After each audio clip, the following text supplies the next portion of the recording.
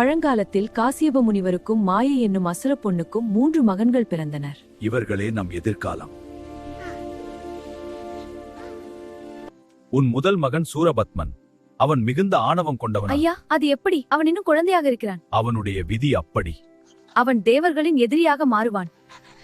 2வது தாரகாசுரன், மாயாசக்தி படைத்தவன். தாரகாசுரனா? இந்த குழந்தையா? ஆம், இவனே தாரகாசுரன். அவன் எப்படி இத்தகைய சக்தியை பெற்றான்? அது அவன் விதி.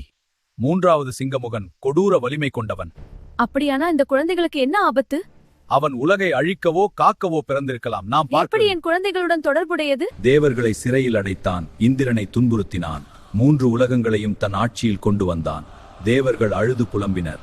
எந்த தெய்வத்தாலும் அவனை வெல்ல முடியவில்லை. அப்பா சிவபெருமானே, சூரபத்மனின் கொடுமையை தாங்களே. அப்பா, எங்களை காப்படியை தாங்க. சிவபெருமான் கருணை கொண்டார். தன் நெற்றிக் கண்ணில் இருந்து 6 பிரகாசமான தீப்பொறிகளை வெளியிட்டார்.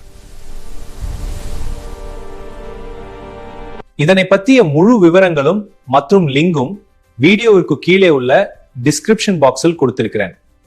மறக்காம செக் பண்ணி பாருங்க.